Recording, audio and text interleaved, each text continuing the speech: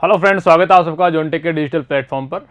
जॉनटेक के digital platform पर आज हम जो डिस्कस करने वाले हैं वो रहेगा हमारा बीसीटीक्यू की सीरीज। बीसीटीक्यू की सीरीज एक ऐसी सीरीज है जहां पर आप क्वेश्चंस के थ्रू अपने कंसेप्ट को बिल्ड करते हैं। अलग अलग सब्जेक्ट के, अलग अलग टॉपिक के, प्रीवियस ईयर के क्वेश्चंस जो भी आपका एग्जाम में मिलते हैं उन क्वेश्चंस को आप यहाँ पर देखते हैं और एक क्वेश्चन की हेल्प से आप यहाँ पर जो भी कंसेप्ट बन सकता है उस कंसेप्ट को हम यहाँ पर बिल्डअप करते हैं।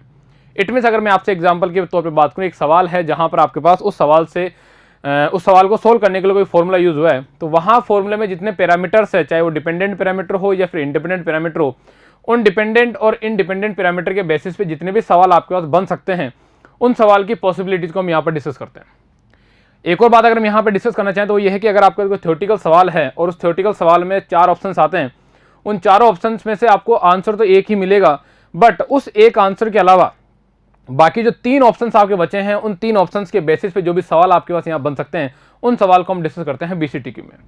आज की बीसीटीक्यू सीरीज में हम डिस्कस करने वाले हैं fluid mechanics and hydraulic machines के कुछ क्वेश्चंस को। जो क्वेश्चंस जो हम डिस्कस करेंगे वो सारे के सारे सवाल ऐसे हैं जो एसएससी जेईई के प्रीवियस ईयर पेपर्स में पूछे गए हैं। ये क्वेश्चंस ऐसे हैं जो आपके पास फ्रिक्वेंटली एसएससी जेईई में आते हैं और इन्हीं क्वेश्चन के बेसिस पर कई सारे सवाल ऐसे हैं जो रिपीटेडली आपके पास यहाँ एग्जाम में मिलेंगे। ये सवाल आपको हर ईयर जो है यहाँ पर रिपीट मिलेंगे। एसएससी जेईई का पैटर्न की अगर हम बात करें यहाँ पे, तो एसएससी जेईई का पैटर्न एक ऐसा पैटर्न है जो आपको 40 to 50% आपको हर साल रिपीटेशंस मिलता है। लोग रिपीटेशंस का मतलब ये समझते हैं कि ठीक है, अगर आपको एज इट इज सवाल मिलता है तो रिपीट नहीं, अगर आपका कंसेप्ट एज इट इज मिलता है तो वो रिपीट है। फॉर एग्जांपल, अगर आपको पॉइजन रेशियो पे कोई क्वेश्चन आया हुआ है तो पॉइजन रेशियो पे कोई सवाल मिलता है तो वो रिपीटेड है। अगर आपके पास यहाँ पर बायनेंसी पे कोई सवाल आया है और बायनेंसी पे दोबारा कोई सवाल आता है उसी सेम कंसेप्ट पे, तो वो रिपीटिंग सवाल है। अगर आपका टरबाइन पे कोई सवाल आया है, टरबाइन में इन द सेंस अगर कापलान टरबाइन पे कोई क्वेश्चन आया है तो कापलान क्वेश्चन का दोबारा वही सवाल अगर बनता है घूम के या फिर रिफाइन होके, तो वो सवाल जो है वो क्या आएगा, रिपीट सवाल में आएगा। तो याद रखिएगा, आपके पास यहाँ पर सबसे इंपॉर्टेंट जो आपकी की है वो ये है रिपीटेशंस। आपको रिपीटेशंस को ही यहाँ ग्रेप करना है कि किस तरह से एक ही सवाल को देखते हम अलग अलग कंसेप्ट को यहाँ पर देख सकते हैं। तो चलिए शुरू करते हैं आज का बीसीटीक्यू, जिसमें हम डिस्कस करेंगे fluid mechanics and hydraulic machines. देखिए, पहला सवाल है यहाँ पर the dimension of surface tension, कि सरफेस टेंशन की जो डायमेंशन है वो क्या है। यहाँ अगर हम बात करें कि व्हाट इज सरफेस टेंशन, तो यहाँ पर हम सबसे पहले देखेंगे कि सरफेस टेंशन आखिर है क्या। तो देखिए यहाँ पे सरफेस टेंशन क्या है। सबसे पहला सवाल यह है कि सरफेस टेंशन जो है वो आखिर है क्या। सरफेस टेंशन के अंतर्गत अगर हम बात करें यहाँ पे, तो जो भी आपकी वाटर ड्रॉपलेट है, वाटर ड्रॉपलेट, सरफेस एरिया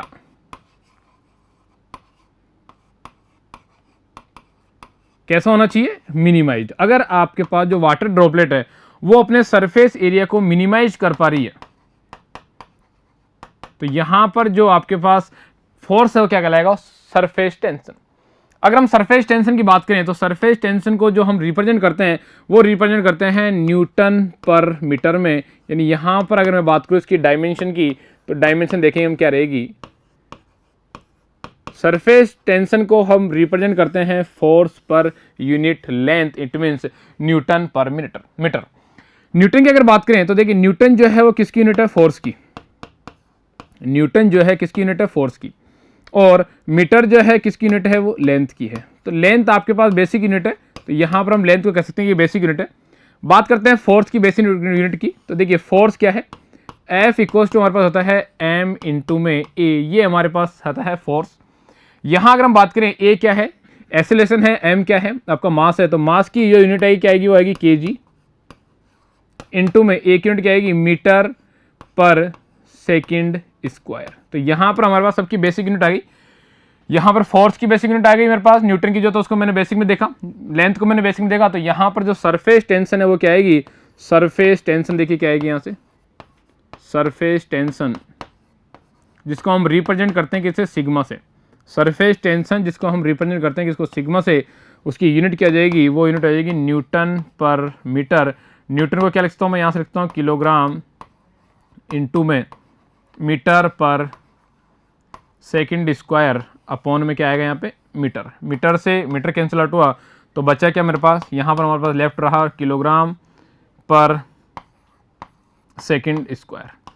इसे अगर हम यहाँ पर बेसिक एमएलटी की टर्म में लिखना चाहें तो देखिए एमएलटी की टर्म में क्या आ गया, ये आ जाएगा m एल और टी, जहाँ पर m जो है किसको डिनोट करता है, मास को, तो मास क्या हो जाएगा पावर 1, लेंथ को यहाँ पर कोई पैरामीटर नहीं है तो लेंथ क्या हो गया 0, टाइम का पैरामीटर क्या है सेकंड 1/सेकंड² तो क्या आ जाएगा -2, तो हमारा करेक्ट आंसर क्या मिला मेरे को, वो मिला m1l0t -2। तो यहाँ पर जो मेरे पास सरफेस टेंशन की जो करेक्ट यूनिट मिली वो क्या मिलेगी, m1l0t -2 जो है वो क्या मिलेगा हमें यहाँ पर करेक्ट आंसर, बाकी सारे हमारे रॉन्ग आंसर। तो इस तरह से हमने देखा कि आपके पास किसी भी, चाहे फोर्स हो, चाहे सरफेस टेंशन हो, चाहे आपके पास हाइट हो, किसी की भी अगर हमें यहाँ पर डायमेंशन कैलकुलेट करनी है तो डायमेंशन कैलकुलेट करने का सिंपल सा वे है कि आप उसे बेसिक यूनिट में लेके आइए।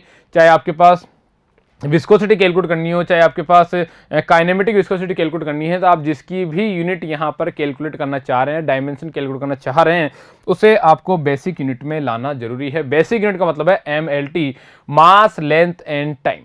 इसके बाद आपको काफी आसानी से उसको कैलकुलेट कर सकते हैं भाई। चलिए नेक्स्ट सवाल देखिए, a floating body in liquid, यहां याद करिएगा ए फ्लोटिंग बॉडी, याद करिएगा इन द सेंस कि आपको ध्यान देना है यहाँ पे कि फ्लोटिंग बॉडी का सवाल है। यहाँ पर दो टाइप की बॉडी है, एक हो सकता है बॉडी मेरी क्या सबमर्ज्ड हो, यहाँ पर यही सवाल सेम रहेगा सबमर्ज्ड, तो याद रखिएगा इसी तरह से सवाल बदलता है कि एक एग्जाम में आपसे पूछा गया है कि सबमर्ज्ड बॉडी के बारे में और एक एग्जाम में आपसे पूछ लिया है फ्लोटिंग बॉडी के बारे में। तो यहाँ पर दो आपके पास केस बनते हैं कि if body may be floating, body may be submerged. A body floating in liquid is said to be stable. Equilibrium if the meta center. कब हमारे पास फ्लोटिंग बॉडी जो है वो आपके पास स्टेबल रहेगी या फिर इक्विलिब्रियम रहेगी, और कब आपके पास जो सबमर्ज्ड बॉडी है वो स्टेबल, अनस्टेबल और न्यूट्रल में रहेगी। तो यहाँ पर इसको समझने की हम बात करते हैं यहाँ पर कि जो आपके पास स्टेबिलिटी कंडीशन है वो कौन कौन सी है। तो देखिए हम बात करते हैं पहले स्टेबिलिटी कंडीशन की। स्टेबिलिटी कंडीशन, स्टेबिलिटी कंडीशन, देखिए स्टेबिलिटी कंडीशन जो है वो दो टाइप की हो सकती है। पहली कंडीशन हम बात करेंगे फॉर सबमर्ज्ड बॉडी, तो यहां हम बात करेंगे इसके लिए फॉर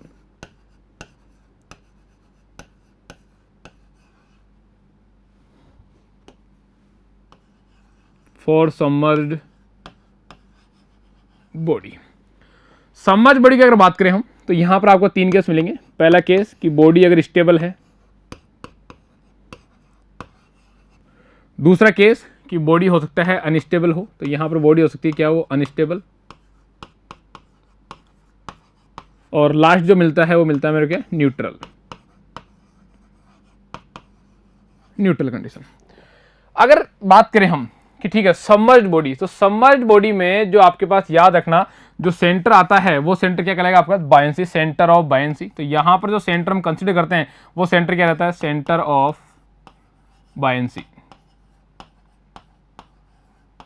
याद रखिएगा जब हम सबमर्ज्ड बॉडी की बात करते हैं तो सबमर्ज्ड बॉडी में जो आपके पास यहां पर कंसीडरेशन में रहता है वो रहता है सेंटर ऑफ बायंसी, जिसे हम डिनोट करते हैं किसकी हेल्प से, बी की हेल्प से।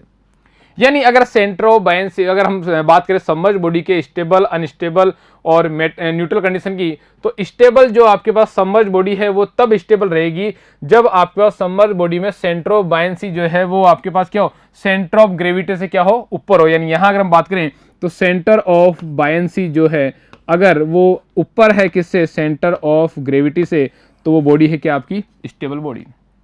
वहीं अगर बात करें अनस्टेबल की, तो जब आपके पास सेंटर ऑफ बायंसी नीचे हो किससे, सेंटर ऑफ ग्रेविटी से, तो बॉडी क्या रहेगी अनस्टेबल। और जब दोनों एक दूसरे को कोइंसाइड करें, B and G will coincide, will coincide to each other, अगर ये दोनों एक दूसरे को कोइंसाइड करते हैं तो वो जो केस होगा क्या कहलाएगा, न्यूट्रल केस। यही सवाल आपसे बनते हैं। ये आपके पास एक एसएससी का सवाल है, ये भी आपके पास एक एसएससी का सवाल है, न्यूट्रल का कोई पूछता नहीं है। तो यहां पर हमारे पास देखते हैं कि ये एक एसएससी के कुछ सवाल है जो यहां इस तरह से बनते हैं। बात करें अगर बी केस की, जैसे एक केस तो आपका सबमर्ज्ड बॉडी का है, बात करते हैं बी केस की जो कि किसका है, फ्लोटिंग बॉडी का। तो बी केस है किसके लिए, फॉर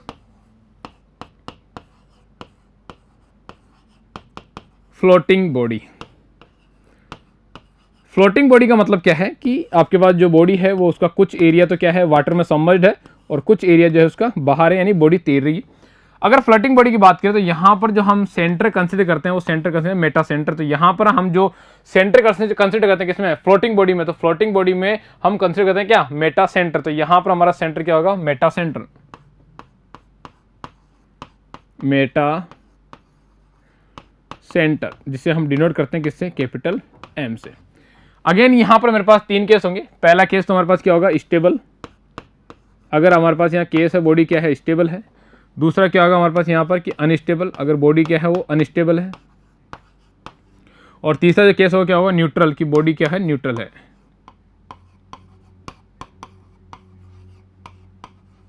न्यूट्रल केस। अगर हम स्टेबल केस की बात करें तो स्टेबल जब आपकी बॉडी होगी, जब आपके पास बॉडी का जो मेटा सेंटर है वो आपके पास अबव हो, किससे, जी से। अगर जो आपका सेंटर ऑफ ग्रेविटी है उससे अबव अगर मेटा सेंटर है तो क्या होगी, स्टेबल। जस्ट रिवर्स, अगर आपके पास सेंटर ऑफ ग्रेविटी से अगर बिलो हो कौन, मोटा मेटा सेंटर, तो जो बॉडी है वो क्या रहेगी आपकी, अनस्टेबल। और अगेन जब दोनों एक दूसरे को कोइंसाइड करें, जी एंड एम, तो आपके बॉडी क्या हो जाएगी, वो हो जाएगी क्या आपके पास, न्यूट्रल केस। तो यहाँ याद रखिएगा, अगेन मैं कहता हूँ ये सवाल जो है एसएससी में पूछा जाता था, पूछा जाता है, कई दफ़ा आया हुआ है कि एसएससी बात करता है कभी फ्लोटिंग बॉडी की, तो एसएससी बात करता है कभी किसकी, आपकी सबमर्ज्ड बॉडी की। तो याद रखिए, अगर सबमर्ज्ड बॉडी की बात करेंगे तो वहां पर जो सेंटर आएगा वो आएगा बॉयंसी, जबकि अगर फ्लोटिंग बॉडी की बात करेंगे तो वहां पर सेंटर आएगा मेटा सेंटर। सिर्फ आपको इतना ही याद करना है।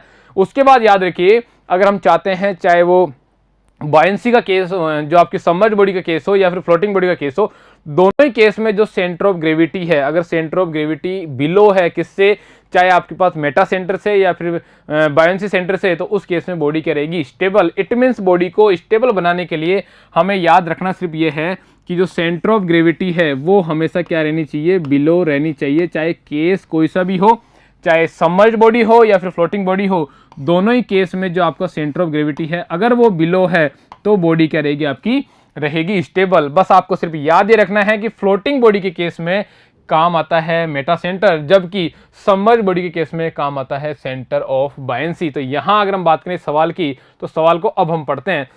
ए body floating in a liquid is said to be stable. Floating body में अगर आपको स्टेबल चाहिए तो मेटा सेंटर जो है वो अबव होना चाहिए किससे, ग्रेविटी से। तो यहां जो आंसर मिलेगा क्या मिलेगा, above the centre of gravity. तो यहां हमें करेक्ट आंसर मिलेगा कि जो सेंटर ऑफ ग्रेविटी है उससे आपको मेटा सेंटर क्या मिलना चाहिए, अबव मिलना चाहिए। तो ये करेक्ट आंसर है।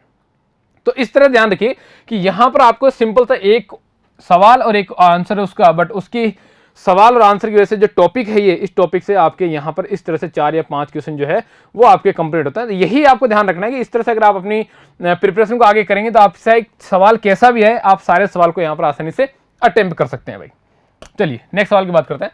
Continuity equation, continuity equation is based on the principle of conservation of. देखिए कंटिन्यूटी इक्वेशन जो है वो बेस्ड है किस पे, कंजर्वेशन ऑफ मास। तो यहाँ जो करेक्ट आंसर क्या मिलेगा आपको, बॉम्बे, की कंटिन्यूटी इक्वेशन जो है वो बेस्ड है किस पे, कंजर्वेशन ऑफ मास। यानी कंजर्वेशन ऑफ मास पर जो हमारे पास यहाँ इक्वेशन है वो कौन सी है आपकी, कंटिन्यूटी इक्वेशन। अब बात करते हैं कि कंटिन्यूटी इक्वेशन आखिर है क्या और यहाँ से और सवाल कौन से बन सकते हैं, कि ये बहुत बेसिक सवाल है जो हमने देखा है कि कंटिन्यूटी इक्वेशन किस पे बेस करती है, कंजर्वेशन ऑफ मास पे।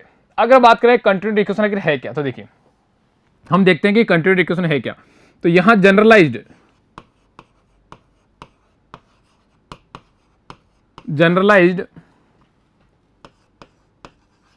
कंटिन्यूटी इक्वेशन विल बी, देखिए क्या आएगी, del upon del x plus del upon del Y plus del upon del Z plus del upon del T equals to 0। यहां जो आपका डेल एक्स है, डेल एक्स क्या आएगा, रो इंटू में यू, वाई के साथ क्या आएगा, रो इंटू में वी, और जेड के साथ क्या आएगा, रो इंटू में डब्ल्यू, वेलोसिटी का तीसरा कंपोनेंट। और यहां जो आएगा क्या आएगा आपके पास, रो। तो ये हमारे पास एक जनरलाइज्ड इक्वेशन है किसके लिए, जो भी आपकी यहां पर इक्वेशन है कंटिन्यूटी इक्वेशन की जनरलाइज्ड इक्वेशन है। अब यहां पर हमारे पास 3 केस बनते हैं। केस 3 कौन कौन से, आपसे पूछता है फॉर स्टडी, ये एसएससी का सवाल है भाई, फॉर स्टडी केस। आपसे पहला सवाल पूछता है एसएससी में कि अगर आपके पास स्टेडी स्टेट कंडीशन है, अगर स्टेडी स्टेट कंडीशन है तो उस केस में जो आपकी कंटिन्यूटी इक्वेशन, जिसको आप जनरलाइज इक्वेशन कह रहे हैं, स्टेडी फ्लो की बात करें तो जो स्टेडी फ्लो में अगर हम यहाँ पर जनरलाइज इक्वेशन है वो क्या हो जाएगी, तो हमें पता है कि स्टेडी फ्लो का मतलब ये है कि यहाँ पर जो आपका एक कंपोनेंट है डेल रो अपॉन में डेल टी, वो क्या हो जाएगा यहाँ पर जीरो। इट मीन्स अगर ये कंपोनेंट जीरो हो गया तो बची हुई जो इक्वेशन है वो क्या रहेगी, आपकी स्टेडी केस की इक्वेशन रहेगी। तो यहाँ पर याद रखिएगा कि इस केस में क्या रहेगा आपके पास, अगर स्टेडी फ्लो है तो डेल रो क्या हो जाएगा जीरो, बाकी बची हुई पूरी की पूरी इक्वेशन क्या करेगी आपकी, वो कहलाएगी कि continuity equation under steady flow. तो यहाँ पर ये जो बची हुई इक्वेशन कहलाएगी continuity equation under steady flow. अगर हम बात करें केस नंबर 2, ये तो केस नंबर 1 था, अगर हम बात करें case number 2, for incompressible flow, for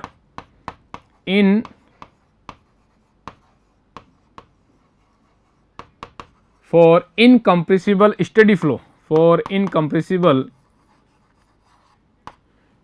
steady flow,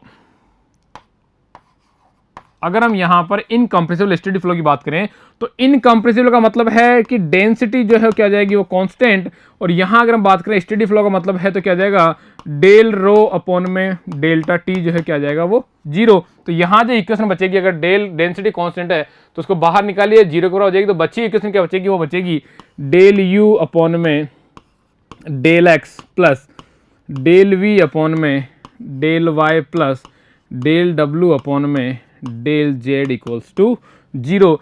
आपको यहाँ पर याद रखना है कि ये जो इक्वेशन है ये किसके लिए है भाई, फॉर 3D फ्लो के लिए। अगर हम 2D की बात करें तो यहाँ इक्वेशन क्या बचेगी, डेल यू अपॉन में del x plus del v upon में del y equals to zero. अगर आप किसी भी फ्लो को कहना चाहते हो कि वो फ्लो है तो कंटिन्यूटी इक्वेशन को सेटिस्फाई करना कंपलसरी है, जरूरी है। फॉर एनी मैथमेटिकल फंक्शन, अगर किसी भी मैथमेटिकल फंक्शन की हेल्प से अगर आप बताना चाहते हो कि ये एक फ्लो की इक्वेशन है तो उस इक्वेशन को जो है यहाँ पर जो कंटिन्यूटी इक्वेशन है उसको क्या करना पड़ेगा, सेटिस्फाई करना पड़ेगा। अगर वो कंटिन्यूटी इक्वेशन को सेटिस्फाई कर रहा है तो यहाँ पर हम कहेंगे कि हाँ ये जो इक्वेशन है ये किसको डिनोट कर रही है, ये आपके पास फ्लो को डिनोट करनी है। तो यहाँ मैं कह सकता हूं to denote flow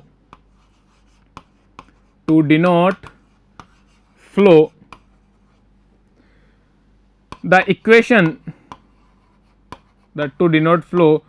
equation must satisfy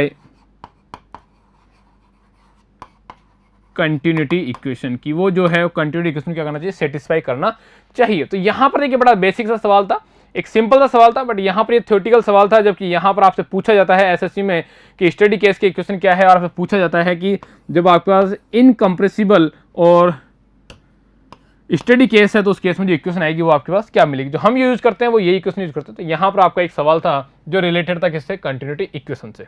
चलिए नेक्स्ट बात करते हैं the characteristics of an ideal fluid. अगर हम आइडियल फ्लूइड की बात करें तो यहाँ पर आपसे पूछा गया कि आइडियल फ्लूइड की जो कैरेक्टरिस्टिक्स है वो क्या होनी चाहिए। तो यहाँ देखिए आइडियल फ्लूइड क्या होता है भाई,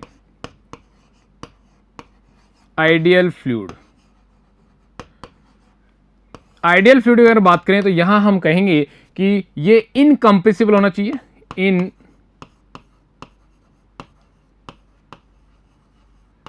इनकम्प्रेसिबल होना चाहिए। सरफेस टेंशन जो है जीरो होना चाहिए, सरफेस टेंशन जीरो। और यहां हम बात करें तो फ्रिक्शन क्या होना चाहिए, नहीं होना चाहिए। तो यहां पर फ्रिक्शन शुड बी जीरो। यहां पर फ्रिक्शन का मतलब क्या है, विस्कोसिटी से। यहां पर फ्रिक्शन का मतलब कौन सा है, यहां जो फ्रिक्शन किसकी वजह से आएगा, ड्यू टू विस्कोसिटी। तो यहां पर जो फ्रिक्शन मतलब किससे है, वो विस्कोसिटी से भाई। तो यहां पर अगर आप ये 3 पैरामीटर को फॉलो कर पाते हो, या तीनों में से कोई पैरामीटर अगर दिया है उसको फॉलो आप कर रहे हो, तो आप कहोगे कि जो फ्लो है कैसा है, ये आपका आइडियल फ्लूइड है। अब देखिए यहां पर the characteristics of an ideal fluid is one which satisfy continuity equation. नहीं, अगर कंटिन्यूटी इक्वेशन को सेटिस्फाई कर रहा है तो वो आपका फ्लो है, ना कि ideal fluid. One which flow with least friction, नहीं फ्रिक्शन तो जीरो होना ही चाहिए, लीस्ट फ्रिक्शन मतलब है कम फ्रिक्शन। वन विच ओबे न्यूटन्स लॉ, न्यूटन्स लॉ को अगर वो ओबे कर रहा है तो वो न्यूटोनियन फ्लूइड है, ना कि आपका आइडियल फ्लूइड है। फ्रिक्शन लेस एंड इनकम्प्रेसिबल, तो यहाँ जो करेक्ट आंसर मिलेगा क्या मिलेगा आपका, फ्रिक्शन लेस एंड इनकम्प्रेसिबल जो है वो क्या आपका यहाँ पर करेक्ट आंसर है। तो यहां पर जो करेक्ट आंसर है वो आपको मिलेगा क्या कि fluid should be frictionless and incompressible. Next पढ़िए भाई, in Bernoulli equation written as PV upon gamma या फिर rho ji plus we square upon 2g, यहाँ पर क्या है वी स्क्वायर है, ठीक है, वी स्क्वायर अपॉन में 2g प्लस जेड बराबर constant each of term represent energy per unit. यहाँ पूछा गया है कि ये जो आपको इक्वेशन मिली है, बर्नौली इक्वेशन जो आपको यहाँ मिली है, ये बर्नौली इक्वेशन जो है वो किसको डिनोट कर रही है, एनर्जी पर यूनिट के टर्म में। तो यहाँ पर आपको बताना है कि एनर्जी पर यूनिट के टर्म में जो बर्नौली इक्वेशन है वो किस किस को रिप्रेजेंट करती है। अगर मैं बात करूं यहाँ पर बर्नौली इक्वेशन की, तो देखिए हम बर्नौली इक्वेशन को देखते हैं किस तरह से हम रिप्रेजेंट कर सकते हैं। तो देखिए यहाँ पर जो आपको लिखा हुआ है ये बर्नौली इक्वेशन, उसी को हम देख रहे हैं यहाँ पे। देखिए क्या है,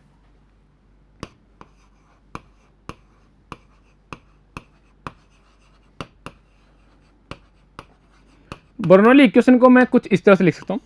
पहली इक्वेशन जो लिखता हूं मैं लिखता हूं, देखिए P अपॉन में rho plus we square upon में 2 प्लस जी इंटू में जेड इक्वल्स टू कॉन्स्टेंट। और ये जो इक्वेशन आपने लिखी है P upon rho plus we square upon 2 plus G into में जेड इक्वल्स टू कॉन्स्टेंट, ये इक्वेशन होती है मेरी एनर्जी पर यूनिट मास। याद रखिएगा, एनर्जी पर यूनिट मास। यानी पहली इक्वेशन आपसे पूछा जाएगा कि ये बताइए किसको डिनोट कर रही है। सेकंड आपसे होता है कि यहां जी को नीचे ले तो क्या जाएगा, P upon rho ji plus we square upon में 2g plus Z equals to constant. यहाँ पे रोजी को आप देखते हैं कोई स्पेसिफिक ग्रेविटी के रूप में एस भी लिखते हैं यहाँ पे, तो यहाँ पर डिपेंड नहीं करता, आप जो लिखना लिखिए P upon rho G plus we square upon 2g plus Z equals to क्या आएगा, कॉन्स्टेंट। तो यहाँ पर आपकी ये इक्वेशन है, ये डिनोट किसको करती है, तो ये या तो हेड के टर्म में डिनोट है या फिर पर यूनिट वेट, W बराबर m इंटू में g। तो यहाँ पर क्या जाएगा, पर यूनिट वेट के टर्म में। तो ये जो डिनोट करती है किसको करेगी, एनर्जी पर यूनिट वेट। और इसी को मैं कह सकता हूं कि ये डिनोट करती है किसको, हेड की टर्म में, कि जो इक्वेशन है किसको डिनोट करेगी, यहां पर ये हेड की टर्म में डिनोट करती है। यहां पर P अपॉन रो जी क्या है, देखिए जो आपका P अपॉन रो जी है वो क्या है। तो यहां पर हम बात करें कि P अपॉन रो जी क्या है, तो P अपॉन रो जी को बोलते हैं क्या हम, प्रेशर हेड। तो ये है हमारे पास क्या, प्रेशर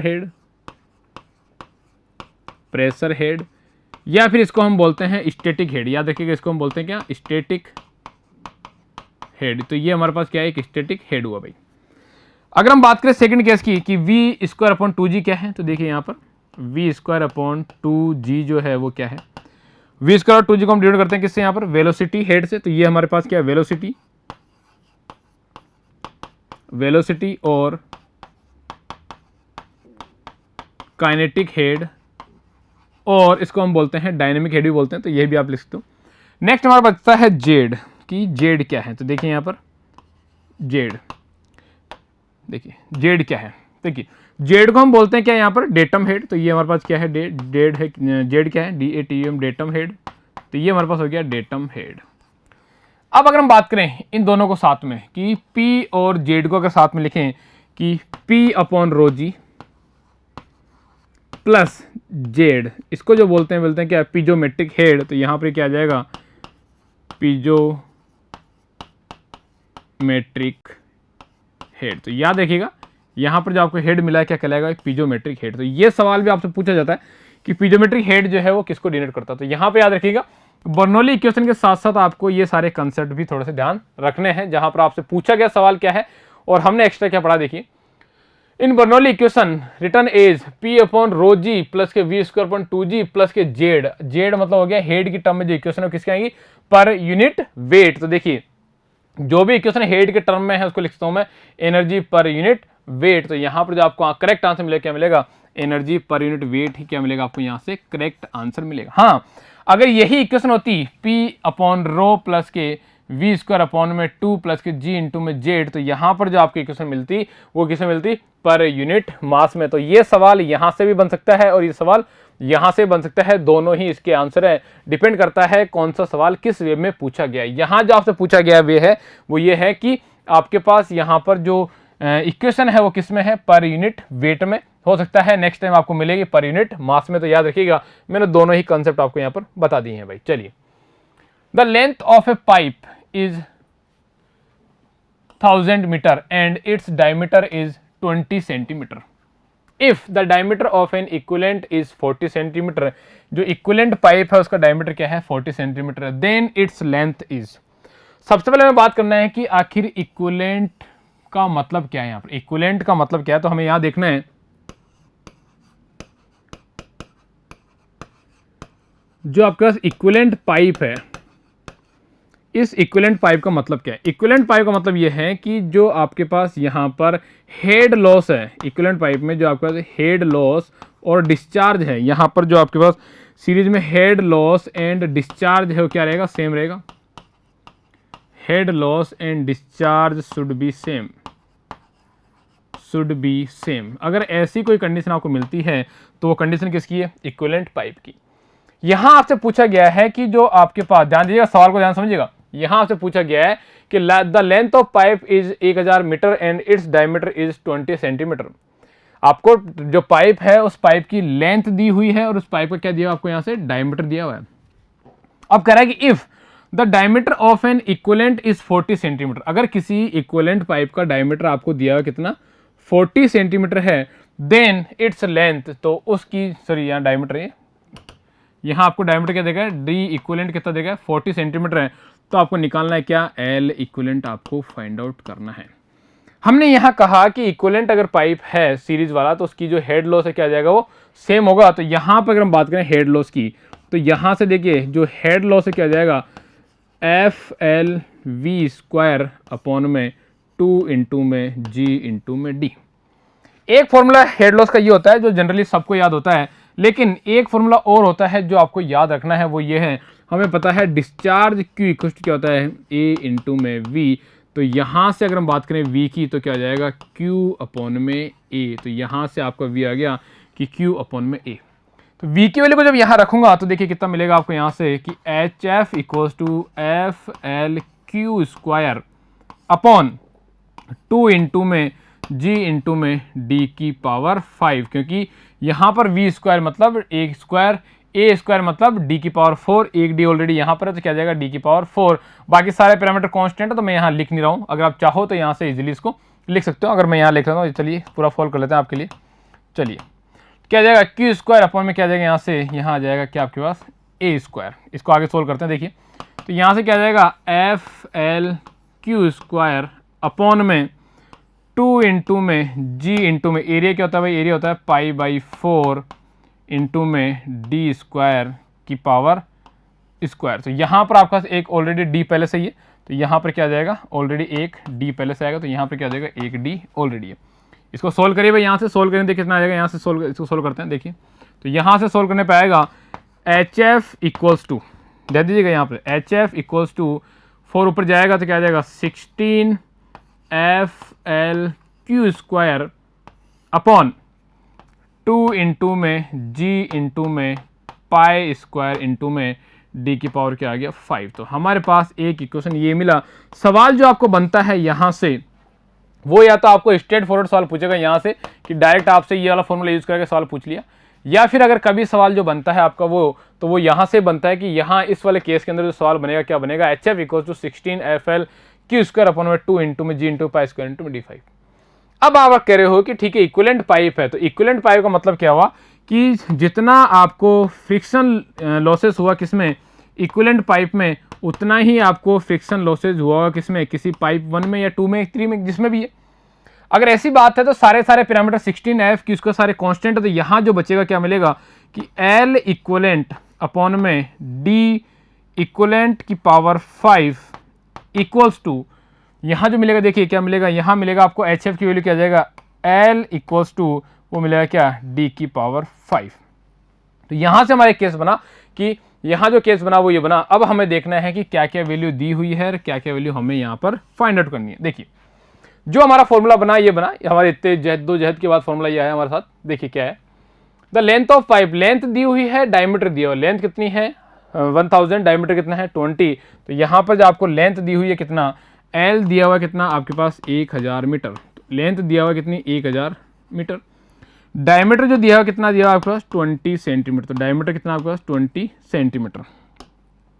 20 सेंटीमीटर। ठीक है, इक्विवेलेंट की बात करते हैं। देखिए इक्विवेलेंट के अंदर क्या कह रहे हैं यहाँ पे, इक्विवेलेंट में ये कह रहा है कि if the diameter of an equivalent is 40 centimetre, अगर इक्विवेलेंट का डायमीटर जो है वो 40 सेंटीमीटर है तो उस केस में लेंथ कितनी होगी। तो यहां पर जो इक्विवेलेंट का डायमीटर है डी इक्विवेलेंट वो कितना दे रखा है यहाँ पे 40 सेंटीमीटर। तो डी इक्विवेलेंट कितना दे रखा है आपको 40 सेंटीमीटर। आपसे पूछा गया है एल इक्विवेलेंट। तो देखिए बड़ा सिंपल सा है, यहां से आपको एल इक्विवेलेंट फाइंड आउट करने के लिए क्या करना पड़ेगा, एल की वैल्यू कितनी है आपके पास 1000 इंटू डी इक्विवेलेंट यहां चला जाएगा कितना आएगा 40 की पावर 5 अपॉन डी 5 यहां जाएगा कितना आएगा, ये आएगा 20 की पावर 5।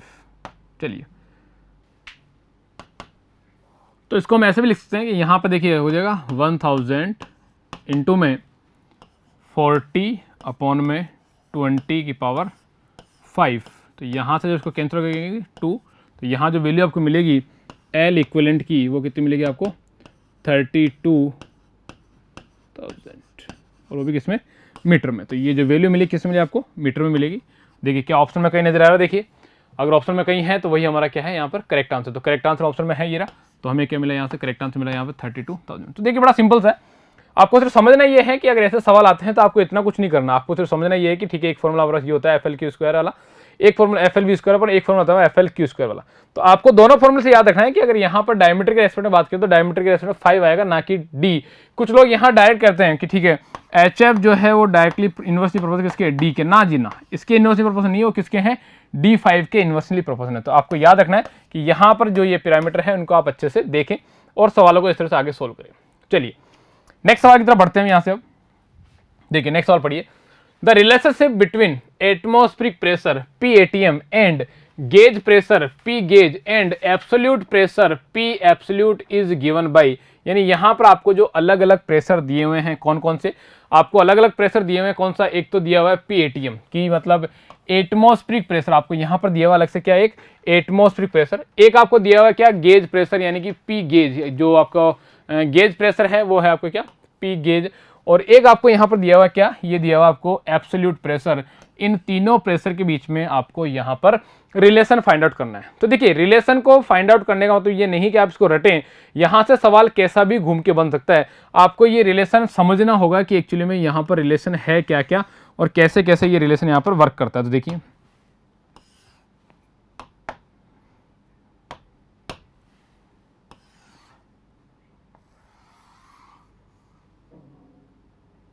देखिए भाई, तो यहां हमने इसको समझने के लिए यहां पर मैंने कहा कि इस डायरेक्शन में क्या करेंगे प्रेशर को डिनोट करेंगे। जो आपका सबसे बेस जो एक्स इक्वेशन है यहां पर जो आप प्रेशर डिनोट करते हो वो कहलाता है क्या एब्सोल्यूट, यहां क्या कहलाएगा एब्सोल्यूट जीरो प्रेशर। तो यहां कहलाएगा क्या absolute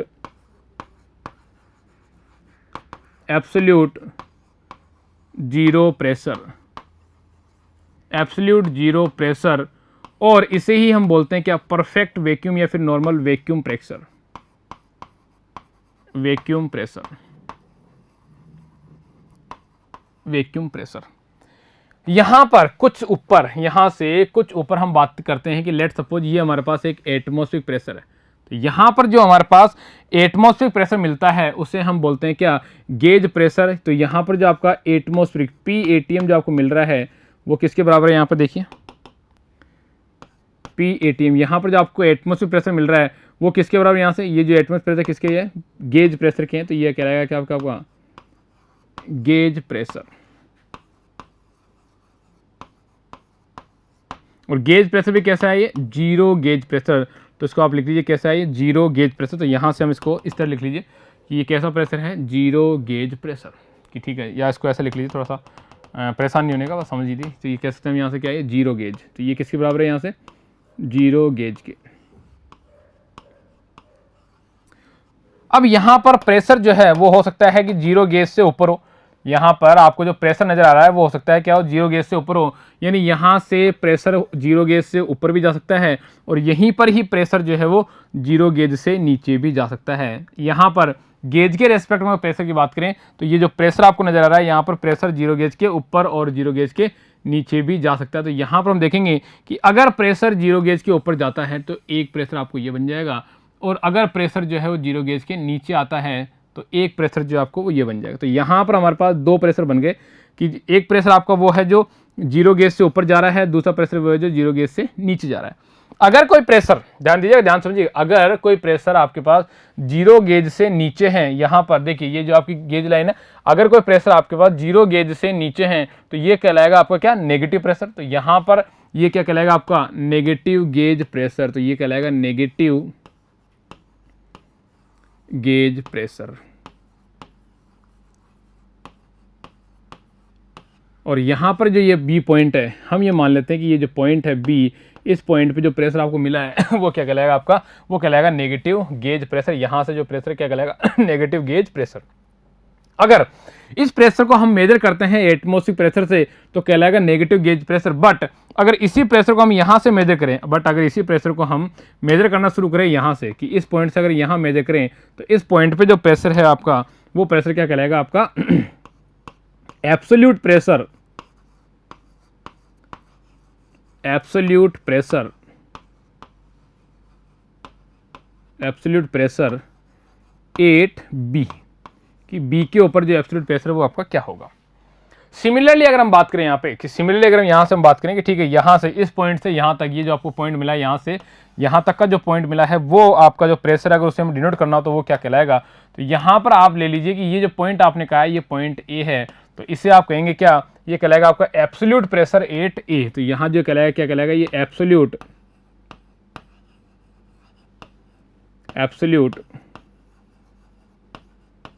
pressure 8A।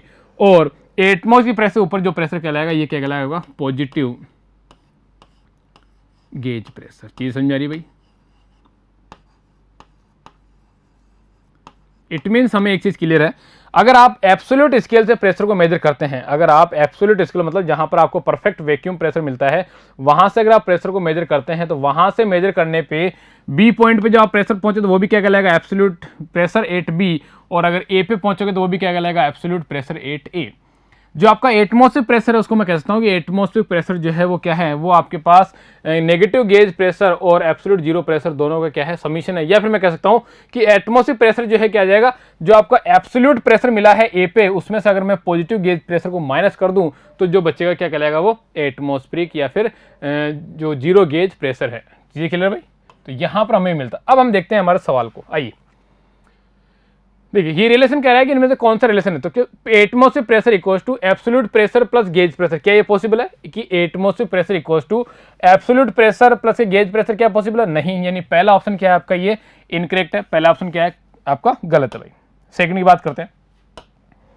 Atmospheric pressure equals to gauge pressure minus के एब्सोल्यूट, कि ये गेज प्रेशर है, इसमें से अगर मैं एब्सोल्यूट को घटा दूं तो एटमॉस्फेरिक मिलेगा। नहीं, ये भी क्या आपका रॉन्ग है यहाँ पे। तीसरा, एटमॉस्फेरिक प्रेशर, या sorry absolute pressure equals to atmospheric pressure plus के गेज प्रेशर। देखिए, ये आपका टोटल एब्सोल्यूट प्रेशर है। जब भी आपको बिल्कुल नहीं दिया हुआ है, अगर आपको नहीं दिया हुआ है कि कौन से पॉइंट की, तो बाय डिफॉल्ट जो हम बात करते हैं वो हम बात करते हैं एब्सोल्यूट में किसके, अबव एटमॉस्फेरिक प्रेशर मतलब पॉजिटिव गेज प्रेशर की।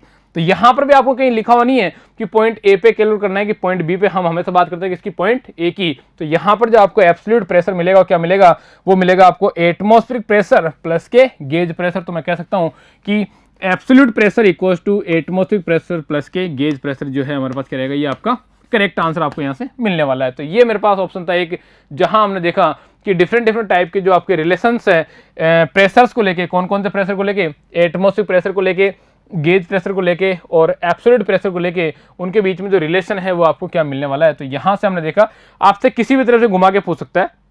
हो सकता है वो आपको एटमॉस्फेरिक टर्म में पूछे, हो सकता है एब्सोल्यूट के टर्म में पूछे, हो सकता है वो गेज के टर्म में पूछे। अगर आपको ये इस प्रेशर का रिप्रेजेंटेशन आपको पता है तो आप किसी भी सवाल को आसानी से सोल्व कर सकते हैं भाई। इस चीज को आपको यहाँ पर ध्यान रखना है भाई। चलिए नेक्स्ट सवाल की तरफ बढ़ते हैं। नेक्स्ट सवाल की बात करते हैं।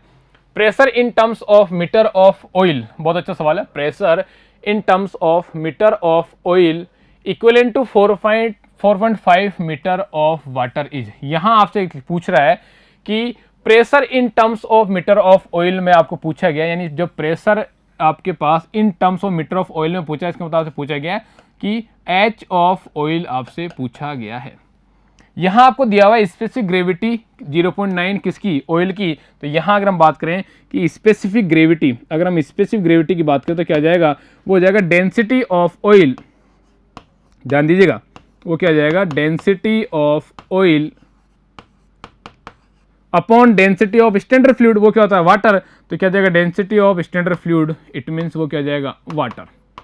यहाँ पर एस कितना दिया हुआ आपको, एस दिया हुआ 0.9, तो मैं इसको लिखता हूँ यहाँ से 0.9 equals to density of oil upon में क्या आएगा 1000। तो यहाँ से जो आपको वैल्यू मिलेगी डेंसिटी ऑफ ऑयल की, वो कितनी मिलेगी हमारे यहाँ से 900। तो यहाँ से वैल्यू मिलेगी आपको कितनी, 900।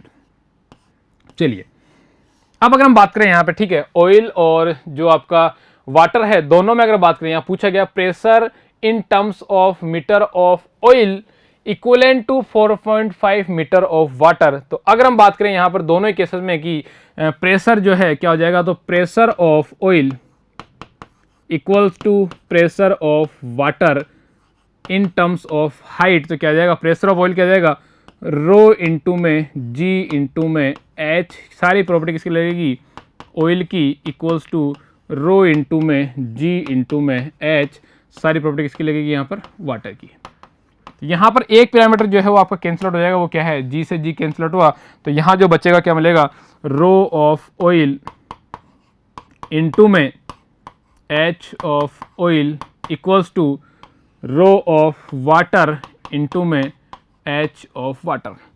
डेंसिटी ऑफ ऑयल कितनी निकाली मैंने यहाँ से, वो हमारे क्या 900 इंटू में एच ऑफ ऑयल आपको कैलकुलेट करना है। तो यहाँ से ये आपको कैलकुलेट करना है, इक्वल्स टू वाटर क्या जाएगी 1000 इंटू में हाइट ऑफ वाटर, वाटर की जो हाइट कितनी है 4.5। तो यहाँ से कितना जाएगा ये 4.5। तो ये हाइट मिली मुझे कितनी 4.5। तो यहाँ से जब आप सोल्व करेंगे ऑयल के लिए तो क्या जाएगा, h of oil equal to आ जाएगा यहाँ से 4500 अपॉन में 900। तो वैल्यू क्या मिली आपको यहाँ से 5 मीटर, यानी यहाँ पर आपको जो वैल्यू मिलेगी एच ऑफ ऑयल वो कितनी मिलेगी आपको 5 मीटर। यहाँ से ये सवाल जो है, ये सवाल मैंने जो किया है सेम पैटर्न पे सिमिलर है, ये सवाल आपके पास एसएससी में 2 या 3 बार आया। तो यही सवाल अगर हम बात करें यहाँ पर, तो यही एसएससी का पूछा हुआ सवाल है जो कि 2 या 3 बार सेम पैटर्न पे पूछा है। यहाँ कुछ भी नहीं बदला सिर्फ डेटा के अलावा। तो एसएससी में 2 या 3 बार ये सवाल आया हुआ। तो याद रखिएगा इस तरह के सवाल बहुत इंपॉर्टेंट है। जहां पर जब आपका इक्विवेलेंट की बात करेगा, जहां पर तुल्यमान की बात करेगा, तो इक्विवेलेंट और तुल्यमान को समझने के लिए आपको ये पता लगाना जरूरी है कि आखिर किसको इक्विवेलेंट कर रहा है, किसको वो समान कर रहा है। तो यहां हमें पता है कि वो ऑयल को इक्विवेलेंट कर रहा है किसकी टर्म में, हाइट की टर्म में। तो उसको हम यहाँ इजीली इस तरह से सोल्व कर सकते हैं भाई। तो ये हमारे पास एक सवाल था जिसको हमने यहाँ पर बहुत आसानी से और सोल्व किया अच्छे से। देखिए नेक्स्ट सवाल पढ़ते हैं। देखिए viscosity of fluid with specific gravity 1.3 is measured to be 0.0034 newton second per metre square. Its kinematic viscosity will be. देखिए हमें पता होना चाहिए कि जो म्यू है, म्यू क्या है, वो आपकी विस्कोसिटी है भाई। म्यू क्या है, विस्कोसिटी कह दीजिए, चाहे ये कह दीजिए डायनेमिक विस्कोसिटी, वो क्या आपकी डायनेमिक विस्कोसिटी। यहां अगर मैं म्यू की और थोड़ी सी बात करना चाहूं तो देखिए म्यू आता कैसे है, tau equals to mu into में डी यू अपॉन में डी वाई। यहां पर हमारे पास एक न्यूटोनियन फ्लूइड की बेसिक इक्वेशन है जिसकी हेल्प से अगर हम बात करें म्यू की, तो जो म्यू की वैल्यू आएगी वो क्या जाएगी, टाउ इंटू में डी वाई अपॉन में डी यू। और जब इसको मैं सोल्व करता हूं तो यहां से जो वैल्यू मिलेगी क्या मिलेगी, Newton second per metre square. और इसी को हम लिखते हैं क्या, इसी को हम लिखते हैं क्या, पास्कल सेकेंड। तो यहाँ पर यही यूनिट मिलेगी क्या आपको, पास्कल सेकेंड। तो याद रखिएगा जो आपके पास ये डायनेमिक विस्कोसिटी है उसकी यूनिट क्या है, उसका फॉर्मूला क्या है, कहाँ से भी लाइए, वो सारे हमने यहाँ से देखे हैं। वहीं अगर बात करें काइनेमेटिक विस्कोसिटी, तो देखिए काइनेमेटिक विस्कोसिटी क्या है, काइनेमेटिक विस्कोसिटी जिसे हम डिनोट करते हैं किससे, न्यू से, उसकी वैल्यू क्या होती है, डायनेमिक विस्कोसिटी अपॉन में डेंसिटी। तो यहाँ से आपको पता होना चाहिए कि काइनेमेटिक विस्कोसिटी यूनिट है वो आपके पास ये मिलेगी।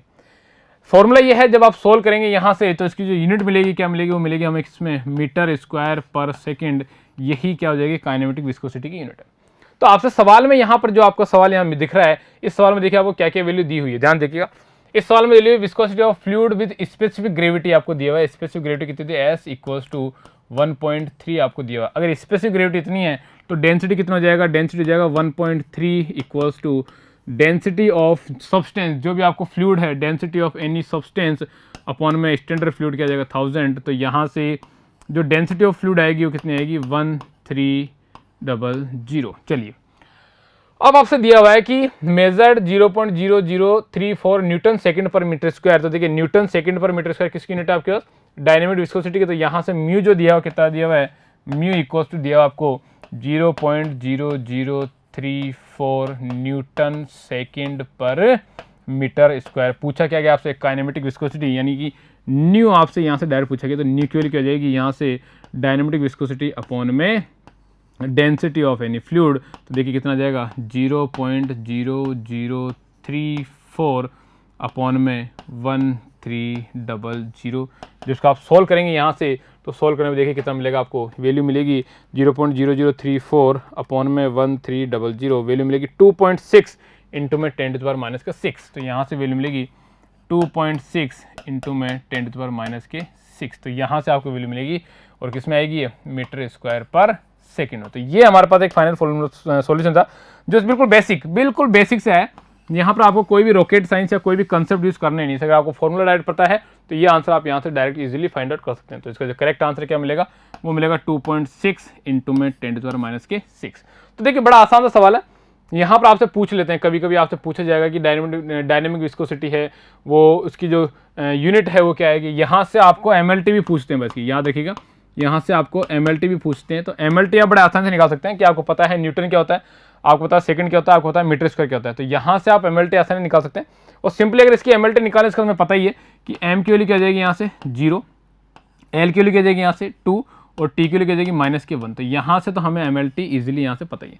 तो यहाँ से सवाल जो बनता है क्या बनता है, वो बनता है कि ठीक है डायनेमिक विस्कोसिटी क्या होती है, काइनेमेटिक विस्कोसिटी क्या होती है, फॉर्मूला क्या है उनका, यूनिट क्या है उनकी, और जो आपका MLT की टर्म है वो उनके डायमेंशंस क्या है। तो यहाँ से एक तो इस सवाल बनता है, और दूसरा सवाल जो बना है वो बना है कि इसका जो एक न्यूमेरिकल बनाया सिंपल सा, जो कि बिल्कुल सिंपल सा फॉर्मूला पे। अगर आपको फॉर्मूला पता है तो यहाँ से आप इस न्यूमेरिकल को बहुत आसानी से और बहुत ईजिली यहाँ पर इसको सॉल्व कर सकते हो। तो यहाँ से आपको सवाल बना है जिसका हमें यहाँ सोल्यूशन देखना है भाई। चलिए नेक्स्ट बात करते हैं इन सीरीज पाइप फ्लो। अगर बात करें हम सीरीज पाइप फ्लो की, सीरीज पाइप फ्लो का मतलब है कि एक आपके पास ये पाइप है, फिर हमने क्या किया, इसी पाइप से यहाँ पर एक दूसरा पाइप ऐड कर दिया, फिर हमने क्या किया कि इसी पाइप से यहाँ पर एक तीसरा पाइप ऐड कर दिया।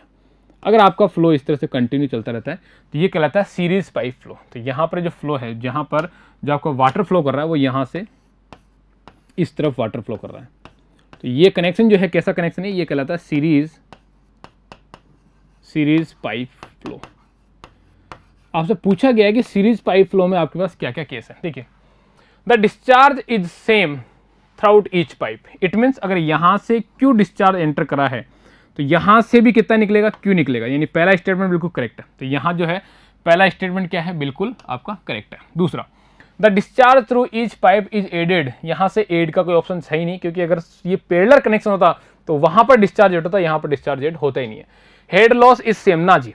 हेड लॉस अगर बात करें तो यहाँ पर देखिए, यहाँ से यहाँ तक आपको मेजर हेड लॉस मिलेंगे, यानी कि HF मिलने वाला है। यहाँ पर आपको एरिया रिडक्शन का हेड लॉस मिलेगा, एक हेड लॉस यहाँ मिला, एक हेड लॉस फिर यहाँ मिला, फिर एक हेड लॉस यहाँ मिला। इट मीन्स यहाँ अगर हम बात करें तो पाइप की लेंथ के साथ साथ आपके हेड लॉस जो है वो बढ़ते ही चले जाएंगे। Reynolds number for each pipe is same. Reynolds number कभी भी पाइप पे डिपेंड नहीं करता है। रेनॉल्ड्स नंबर डिनोट करता है फ्लो को, कि फ्लो जो है लेमिनार है या फिर टर्बुलेंट है। तो यहाँ जो आपका करेक्ट आंसर क्या मिलेगा, वो ये मिलेगा कि the discharge is same through the pipe. यानी यहाँ पर सीरीज कनेक्शन जो है वो ऐसा कनेक्शन है जहाँ पर टोटल डिस्चार्ज जो है वो बराबर है किसके, पहले पाइप से, बराबर है दूसरे पाइप से, बराबर है किसके, तीसरे पाइप के। बट अगर हम बात करें यहाँ पर हेड लॉसेस की, तो जो आपका टोटल हेड लॉसेस क्या जाएगा, head loss in pipe 1 plus head loss in pipe 2 plus head loss in pipe 3, ये तीनों के ही क्या है, ये बराबर है। तो यहाँ से हमें पता लगा कि जो हेड लॉस और डिस्चार्ज में रिलेशन है वो आपको किस तरह से मिलता है, किसमें, जब आपके पास कनेक्शन कैसा हो, सीरीज को। यानी सीरीज कनेक्शन में आपको ये चीज़ देखने को मिलती है भाई। चलिए नेक्स्ट बात करते हैं, a surge tank is provided in hydro power plant scheme. देखिए हाइड्रो पावर प्लांट में सर्ज टैंक का मैं आपको बताता हूं। यहाँ पर सर्ज टैंक क्या होता है कि ठीक है, आपके पास एक यहाँ से रिजर्वायर है, रिजर्वायर से आपने एक पेनिस्टो की हेल्प से यहाँ पर पाइप की हेल्प से यहाँ पर आपने फ्लो दिया, फ्लो देने के बाद आपने यहाँ पर एक एक्स्ट्रा टैंक प्रोवाइड करा यहाँ पे। फिर आपने क्या किया, यहाँ से ये इस तरह से आपने एक दोबारा पेनिस्टो की हेल्प से जो आपका ये टरबाइन है उस टरबाइन की ब्लेड पर आपने यहाँ पर वाटर को फ्लो करा दिया। तो यहाँ पर आपका जो सिस्टमेटिक अरेंजमेंट है वो कुछ इस तरह दिखता है कि यहाँ से आपने नोजल की हेल्प से वाटर को इस पर फ्लो करा दिया। चलिए यहाँ पर ये जो आपको बीच में टैंक मिलता है यही कहलाता है क्या, सर्ज टैंक। यही कहलाएगा कि आपके सर्ज टैंक। सर्ज टैंक के बेसिक फंक्शंस क्या है? पहला बेसिक फंक्शन तो ये है कि ये सर्ज टैंक जो है वो आपके पास वर्क करता है as a extra reservoir, extra reservoir. दूसरा फंक्शन जो है इसका ये है कि ये जो आपके पास सर्ज टैंक है ये अगर एक्स्ट्रा वाटर आता है तो उसको क्या करेगा, एक्स्ट्रा बाहर निकालेगा। मतलब कहते हैं कि सरप्लस वाटर या फिर to handle surplus water, to handle surplus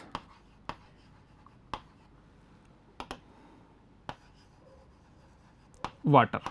और तीसरा इसका सबसे इंपॉर्टेंट और मेन फंक्शन जो है वो ये है कि अगर कभी यहाँ पर सडन क्लोज हो जाए, कभी यहाँ पर जो या नोजल है ये सडनली क्लोज हो जाए तो यहाँ पर जो वाटर है वो क्या करेगा, पीछे की तरफ आना शुरू होगा। और पीछे की तरफ वाटर जब आएगा तो यहाँ पर ये वाटर चारों तरफ जो वॉल है पाइप की, उस पाइप पर चारों तरफ क्या लगेगा, प्रेशर क्रिएट करेगा। और इस प्रेशर के कारण अगर आपके पास यहाँ वॉल की स्ट्रेंथ कम है तो वॉल जो है वो फट जाएगी। यहाँ पर इस वॉल का फटने क्या कहलाएगा, हैमर ब्लो। तो यहाँ पर अगर कभी वाटर हैमरिंग होती है तो उस वाटर हैमरिंग को अवॉइड करने के लिए क्या आता है, सर्ज टैंक।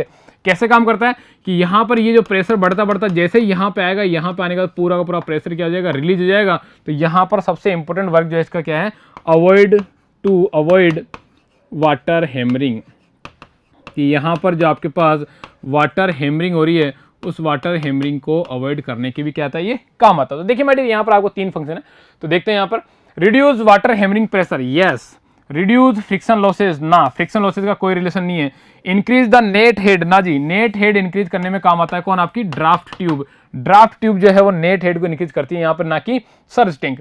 स्ट्रेंथिंग द पेनिस्टोक, पेनिस्टोक को स्ट्रेंथ देने का यहाँ पर कोई मतलब नहीं। जो करेक्ट आंसर मिलेगा क्या मिलेगा, वो आगरा मिलेगा कि ये जो है वाटर हैमर ब्लॉक को, जो हैमरिंग है वाटर हैमरिंग है उसको क्या करता है, ये कम करता है भाई। तो ये था हमारे पास क्या, एक सवाल जो कि जुड़ा होता है किससे, सर्ज टैंक से।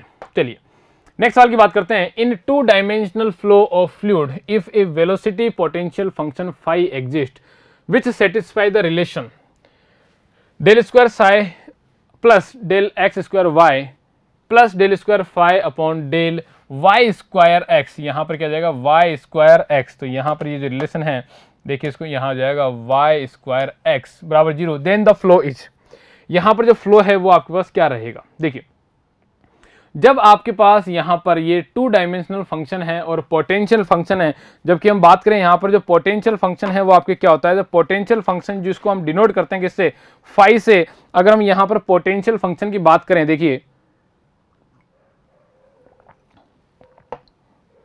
कि सबसे पहले तो पोटेंशियल फंक्शन है क्या, तो जो पोटेंशियल फंक्शन है उसको हम डिनोट करते हैं किससे, फाई से।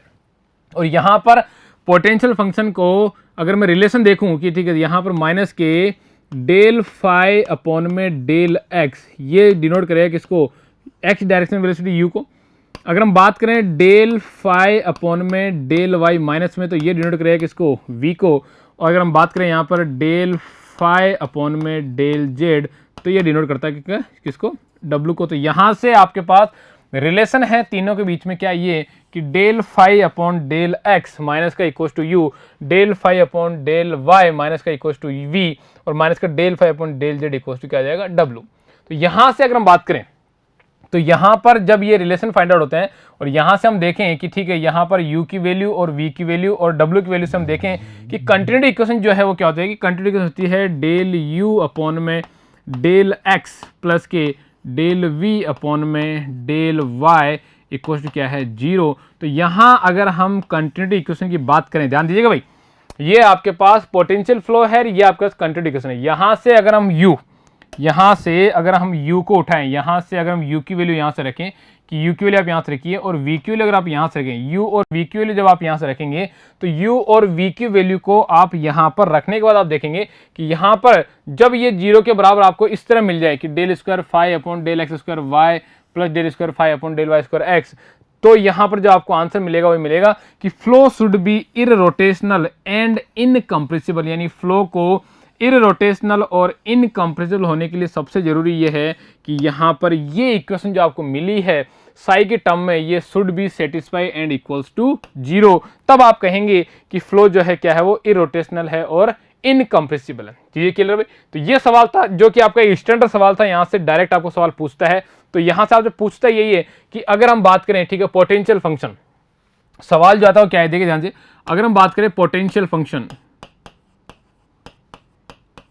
पोटेंशियल फंक्शन की प्रॉपर्टी कि ठीक है, पोटेंशियल फंक्शन जो है वो उसकी प्रॉपर्टी कौन कौन सी है। देखिए पोटेंशियल फंक्शन की पहली प्रॉपर्टी जो है वो ये है कि फ्लो जो है किस में आएगा, वो 3D में आता है और कैसा है, स्केलर फ्लो है। तो पहली प्रॉपर्टी क्या है, स्केलर फ्लो है। दूसरी प्रॉपर्टी है कौन सी डायरेक्शन है, एक्स वाई और जेड, इट मीन्स कैसा फ्लो देता है ये देता है 3D फ्लो। तो दूसरी प्रॉपर्टी क्या है, 3D फ्लो है। तीसरी प्रॉपर्टी जो है वो ये है कि इररोटेशनल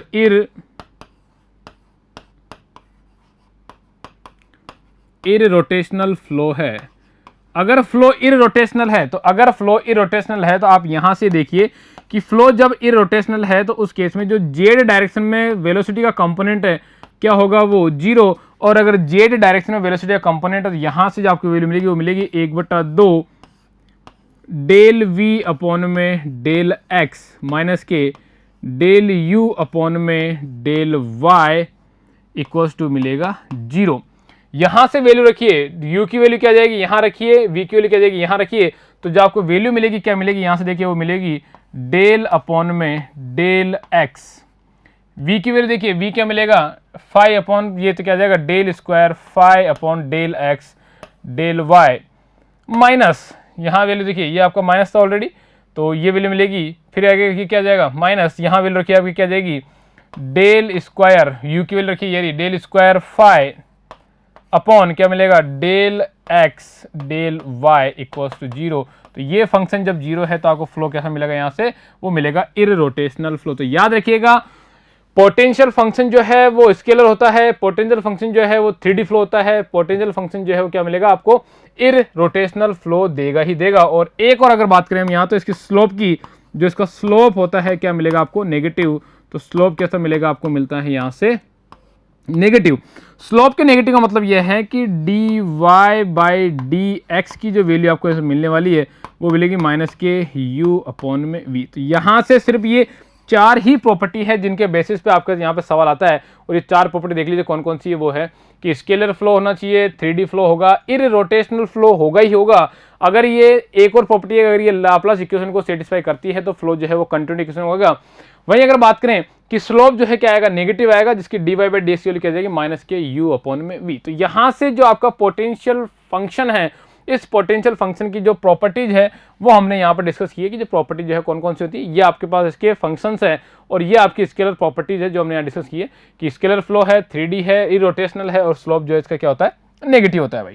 चलिए नेक्स्ट बात करते हैं, buoyancy depends upon the. Buoyancy का मतलब ये होता है कि जो आपके पास वेट ऑफ लिक्विड डिस्प्लेस्ड है, वहां पे जितना लिक्विड आपका वेट है, लेट सपोज अगर मैं यहाँ बात करूं कि ये आपने एक बॉडी यहाँ पर एंटर करी है, ये वाटर है, तो यहाँ पर जितना लिक्विड आपका यहाँ पर डिस्प्लेस्ड हुआ है, तो ये जो आपका डिस्प्लेस्ड लिक्विड है, ये जो आपका यहाँ पर डिस्प्लेस्ड लिक्विड है, इस डिस्प्लेस्ड लिक्विड का जो वेट है वही किसको डिनोट करेगा, आपके बायंसी को। तो बायंसी जो है वो हमेशा किसको डिनोट करती है, वेट ऑफ लिक्विड डिस्प्लेस्ड। याद रखिएगा भाई, flow of water through a passage under atmospheric pressure. याद रखिएगा अगर हम एटमॉस्फेरिक प्रेशर की बात करेंगे तो हमें यहाँ ध्यान रखिएगा जो वाटर फ्लो जो है वो मेनली 2 तरह से हो सकता है वाटर जो है वो पाइप में फ्लो कर रहा हो, या फिर हो सकता है वाटर जो है वो चैनल में फ्लो कर रहा हो। अगर वाटर पाइप में फ्लो कर रहा है तो इसका मतलब ये है कि वहां पर जो प्रेशर है वो जनरली जितनी भी प्रोबेबिलिटीज है वो ये है कि प्रेशर हमेशा आपका एटमॉस्फेरिक प्रेशर से क्या रहेगा, ज्यादा ही रहता है। फॉर एग्जांपल अगर हम बिशुलपुर पाइपलाइन की बात करें तो बिशुलपुर पाइपलाइन में जो आपको फ्लूइड का प्रेशर मिलता है वो हमेशा क्या मिलेगा, एटमॉस्फेरिक प्रेशर से ज़्यादा ही मिलेगा। एटमॉस्फेरिक प्रेशर से कम फ्लो पे हम कभी कम प्रेशर पे हम कभी फ्लो कराते नहीं, क्योंकि वहां पर कैविटेशन के चांसेस बढ़ जाते हैं। लेकिन अगर कहीं पे भी किसी भी जगह पर अगर आपको किसी भी कॉन्डक्ट में अगर आपके पास एटमॉस्फेरिक प्रेशर पे फ्लो हो रहा है, तो हम कहेंगे कि उसकी जो टॉप सरफेस है वो टॉप सरफेस जो है क्या हो जाएगी, वो एटमॉस्फेरिक में ओपन है। और इनमें से अगर बात करूं यहाँ पे, तो पाइप जो है आपका वो रहता है क्लोज, यूनिफॉर्म फ्लो का कोई सेंस नहीं है, नॉन यूनिफॉर्म फ्लो का कोई सेंस नहीं है। तो यहाँ पर जो आपका ओपन चैनल फ्लो है, ये एक ऐसा फ्लो है जिसके अंदर आपको प्रेशर जो मिलता है क्या मिलेगा, वो एटमॉस्फेरिक प्रेशर मिलेगा। यानी कि अगर मैं पाइप फ्लो की बात करूं तो पाइप फ्लो में क्या मिलेगा आपको, मोर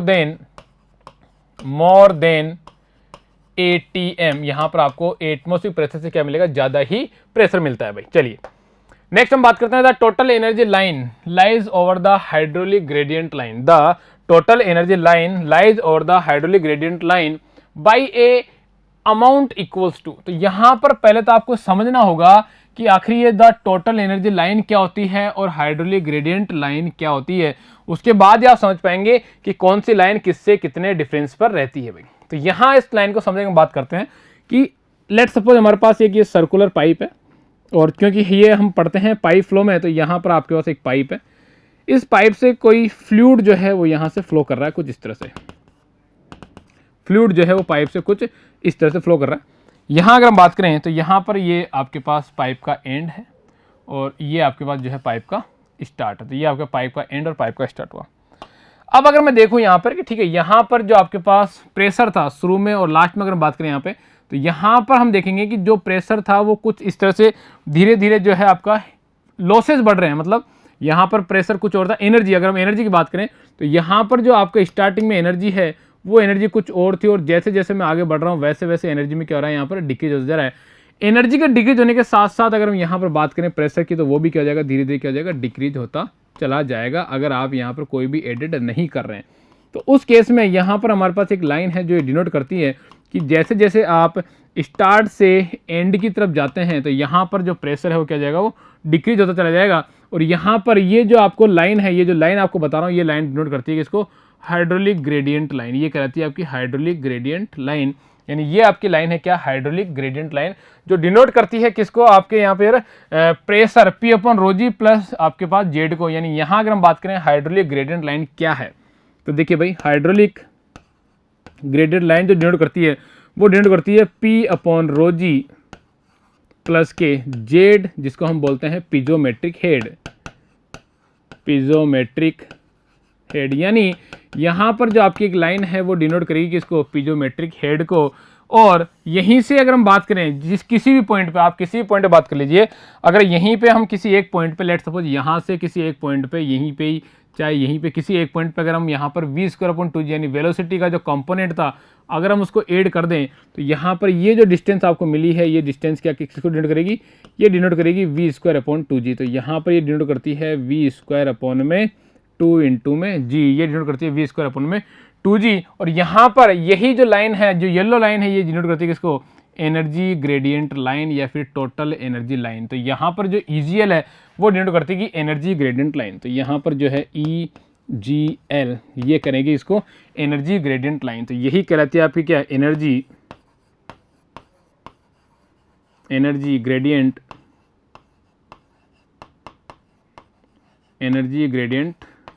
लाइन। और यहाँ पर HGL क्या कहलाएगी, हाइड्रोलिक ग्रेडियंट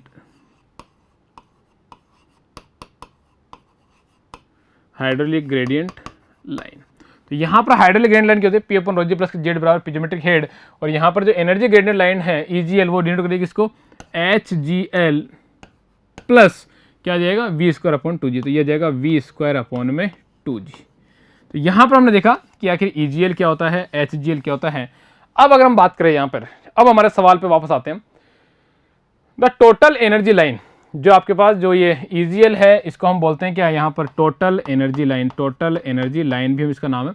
तो देखिए the total energy line over the hydraulic gradient line, the total energy line over the hydraulic gradient line by an amount of equal to, किसके द्वारा डिनोट करते हैं उसको, मतलब अगर मैं बात करूँ कि टोटल एनर्जी लाइन जो है वो हाइड्रोलिक ग्रेडियंट लाइन से कितना ऊपर है, वी स्क्वायर अपॉन 2g। तो यहाँ जो आपको करेक्ट आंसर मिलेगा क्या मिलेगा, वो मिलेगा वी स्क्वायर अपॉन 2g, यानी वेलोसिटी हेड की क्या है ये अबव है। तो याद रखिएगा यहाँ से आपसे पूछा जाए, यहाँ से कई सारी चीजें पूछते हैं, अगर आपसे पूछा जाए कि ईजीएल लाइन या टोटल एनर्जी लाइन जो किसको डिनोट करेगा, वो डिनोट करती है sum of pressure and velocity and datum head. तो यहाँ पर आपसे सवाल पूछा जा सकता है, आपसे पूछा जा सकता है कि HGL जो है किसको डिनोट करती है, वो डिनोट करती है P अपॉन रो जी प्लस जेड, या फिर ये डिनोट करती है किसको, पीजोमेट्रिक हेड को। तो यहाँ से आपसे ये सवाल भी पूछा जा सकता है। तो आपको ध्यान रखिएगा यहाँ से ये कंसेप्ट एक है, पर सवाल यहाँ से हो सकता है HGL पूछ ले, EGL पूछ ले, दोनों के बीच का डिफरेंस पूछ ले, और यहाँ से डिनोट बता दे कि कौन किसको रिप्रेजेंट कर रहा है। तो वो भी एक सवाल है, जैसा कि ये सवाल आया हुआ है SSC JEE 2014 में। तो इसी तरह के सवाल आपको मिलते हैं इस टॉपिक से भाई। चलिए नेक्स्ट हम बात करते हैं कि with increase in temperature the viscosity of air and water. यहाँ याद रखिएगा, अगर हम बात करें सबसे पहले वाटर की, देखिए यहाँ पर, या फिर हम वाटर की बात करें, ठीक है, यहाँ से हम सबसे पहले बात करते हैं वाटर की। वाटर की जब बात करेंगे और हम यहाँ अगर बात करें एयर की, ये पूछ रहा है कि टेम्परेचर के बढ़ने के साथ साथ, यहाँ ये पूछ रहे हैं कि अगर हम बात करें कि ठीक है हमने टेम्परेचर बढ़ाया, तो टेम्परेचर के बढ़ने के साथ साथ वाटर और एयर की जो विस्कोसिटी है उस पर क्या फ़र्क पड़ेगा। तो याद रखिएगा, आप यहाँ पर ये कह रहे हैं कि टेम्परेचर आप बढ़ा रहे हैं तो वाटर और एयर की विस्कोसिटी पे है क्या फ़र्क पड़ेगा। ध्यान दीजिए, देखो दोबारा यहाँ पे, with increase in temperature the viscosity of air in water क्या होगा। तो यहाँ पर अगर बात करूँ मैं कि ठीक है जब आप टेम्परेचर इंक्रीज करते हैं, जब आप क्या करेंगे, टेम्परेचर इंक्रीज करेंगे, एक केस वो आएगा जब आप टेम्परेचर क्या करेंगे, डिक्रीज करेंगे। तो हो सकता है आप क्या करें, टेम्परेचर को डिक्रीज कर दें। और एक केस आएगा, रीजन क्या है, रीजन क्या है। तो जब वाटर का टेम्परेचर इंक्रीज करेंगे तो यहाँ पर जो इसकी डायनेमिक विस्कोसिटी है म्यू, वो भी क्या हो जाएगी, डिक्रीज, और यहाँ जो इसकी काइनेमेटिक विस्कोसिटी है न्यू, वो भी क्या हो जाएगी, डिक्रीज। यानी यहाँ अगर हम बात करें कि ठीक है वाटर के लिए, देख ध्यान से, यहाँ अगर हम बात करें यहाँ अगर हम बात करें, दोबारा देखिए, यहाँ अगर हम बात करें कि ठीक है टेम्परेचर इंक्रीज करने पर वाटर के लिए जो आपके पास डायनेमेटिक और जो आपके पास काइनेमेटिक विस्कोसिटी दोनों क्या हो जाएगी, डिक्रीज। जबकि वहीं अगर एयर की बात करें तो एयर में टेम्परेचर को बढ़ाने पर जो डायनेमिक और जो काइनेमेटिक विस्कोसिटी दोनों क्या हो जाएगी, इंक्रीज। तो यहाँ पर हमारा सवाल ये है कि टेम्परेचर को बढ़ाने पर क्या फर्क पड़ता है। तो देखिए यहाँ पर viscosity of air increase, temperature को बढ़ाने पर जो एयर है उसकी विस्कोसिटी इंक्रीज होती है, and viscosity of water will decrease. तो ये हमारे पास क्या है, करेक्ट आंसर है। लेकिन अगर ये सवाल आपसे पूछ लिया जाए कि डिक्रीज, अगर मैं यहाँ पर टेम्परेचर को डिक्रीज करूँ तो टेम्परेचर को डिक्रीज करने पर वाटर की जो विस्कोसिटी उस पर क्या फर्क पड़ेगा। तो टेम्परेचर को डिक्रीज करने पर वाटर की जो विस्कोसिटी है, चाहे वो डायनेमिक विस्कोसिटी हो या फिर काइनेमेटिक विस्कोसिटी हो, दोनों ही क्या हो जाएगी, इंक्रीज। जबकि यहीं अगर एयर की बात करें तो एयर में क्या जाएगा, जस्ट रिवर्स। तो डायनेमिक और काइनेमेटिक दोनों विस्कोसिटी क्या जाएगी यहाँ पर आपके, डिक्रीज। अगर हम बात करें प्रेशर की, अगर हम बात करें प्रेशर की, तो प्रेशर में हम सिर्फ एक ही वर्ड कहेंगे कि नो इफेक्ट, प्रेशर का यहाँ पर कोई भी इफेक्ट नहीं होता है। अब बात करते हैं वाई, अगर हम यहाँ कहें कि ऐसा क्यों होता है। ध्यान दीजिएगा, जो आपके पास वाटर है, जैसे जैसे आप वाटर का टेम्परेचर बढ़ाते जाएंगे तो वैसे वैसे वाटर के जो मॉलिक्यूल्स है वो एक दूसरे से क्या जाएंगे, दूर होते चले जाएंगे। तो वाटर के मॉलिक्यूल्स दूर होंगे, मतलब यहाँ पर जो कोहेसिव फोर्स है, जो आपके पास यहाँ पर जो आपको कोहेसिव फोर्स मिला है, वो कोहेसिव फोर्स क्या हो जाएगा, डिक्रीज। यानी यहाँ पर कोहेसिव फोर्स के डिक्रीज होने के कारण वाटर का जो टेम्परेचर बढ़ाने पर विस्कोसिटी वो घट जाएगी। जबकि एयर में अगर बात करें यहाँ पर, तो एयर में जो ये कोहेसिव फोर्स है ये क्या हो जाएंगे आपके पास, इंक्रीज। कोहेसिव फोर्स एंड जो आपके पास माइक्रोस्कोपिक मोशन है, यहाँ पर जो आपके पास माइक्रोस्कोपिक जो मोशन है वो दोनों ही क्या हो जाएंगे, इंक्रीज। तो इन दोनों के इंक्रीज होने के कारण आपके पास यहाँ पर आप देखोगे कि जो एयर है उसकी विस्कोसिटी टेम्परेचर के बढ़ने के कारण यहाँ से बढ़ती है। तो याद रखिएगा, जो ये मैंने कोज दिया है वो कोज किसके रेस्पेक्ट में दिया है, यहाँ पर टेम्परेचर के बढ़ने के रेस्पेक्ट में। ये दोनों पैरामीटर हमारे सवालों में नहीं पूछे गए, तो ये दोनों पैरामीटर हमने एक्स्ट्रा डिस्कस किए यहाँ पर कि अगर टेम्परेचर घटे और प्रेशर का इस पर क्या इफेक्ट होता है। तो याद रखिएगा, सवाल जो यहाँ से पूछा गया है वो सवाल आपका टेम्परेचर के रेस्पेक्ट में, बढ़ने के रेस्पेक्ट में पूछा है। लेकिन एसएससी में यही सवाल 2 to 3 टाइम्स आया है, सेम आया, बट अगर वो टेम्परेचर घटने के रेस्पेक्ट में आएगा तो क्या हो जाएगा, जस्ट रिवर्स हो जाएगा। तो यहाँ हमने देखा जिसका करेक्ट आंसर था कि viscosity of air increase and viscosity of water will be decrease. तो हमारे पास एक ही सवाल ये था भाई। चलिए अब हम बात करते हैं नेक्स्ट सवाल की। आखिर नेक्स्ट सवाल की हम देखते हैं, नेक्स्ट सवाल हमारे पास यहाँ पर क्या रहने वाला है। देखिए, इफ रेनॉल्ड्स नंबर आर हाँ क्या सवाल, हाँ देखिए, if Reynolds number are 10 into में 10⁵ then what is the approximate value of friction for the smooth pipe. अगर आपको रेनॉल्ड्स नंबर इतना दिया हुआ है कि 10 इंटू में 10⁵, then what is the approximate value of friction for the smooth pipe. आपको यहाँ पर फ्रिक्शन जो फैक्टर है उसकी वैल्यू फाइंड आउट करनी है।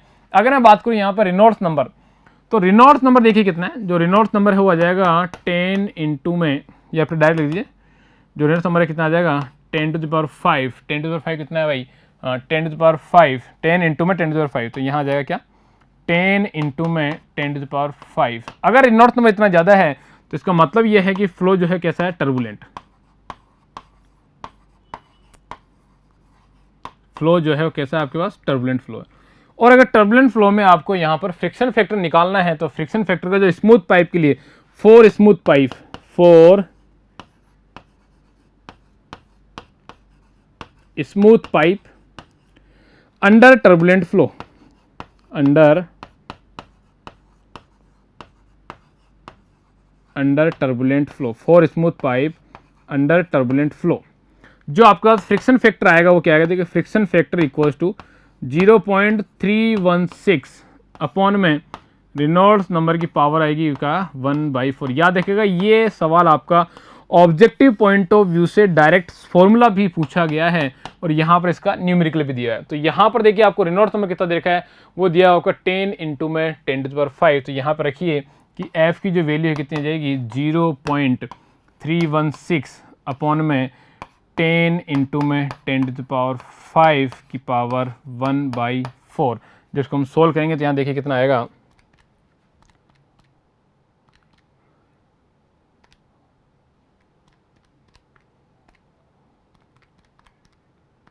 तो वैल्यू जो हमें मिलेगी देखिए कितनी मिलेगी यहाँ से, वो मिलेगी हमें देखिए यहाँ से वैल्यू मिलेगी हमें कितनी 0.01। तो वैल्यू हमें मिली यहाँ से 0.01। तो यहाँ से जो वैल्यू मिलेगी कितनी मिलेगी 0.01। तो हमारा जो करेक्ट आंसर क्या मिलेगा 0.01। हालांकि ये 0.099 के आसपास है, लेकिन वो 0.01 ही हो जाएगा। तो करेक्ट आंसर मिलेगा 0.01। तो यहाँ से जो आपको करेक्ट आंसर मिलेगा क्या मिलेगा 0.01। इसका क्या रहेगा आपके करेक्ट आंसर रहेगा। तो ये हमारा एक सवाल था जो हमने यहाँ पर देखा। याद रखिएगा अगर ये टर्बुलेंट फ्लो की बात करेगा तो फॉर्मूला, जबकि अगर यही बात करें कि ठीक है for smooth pipe under laminar flow,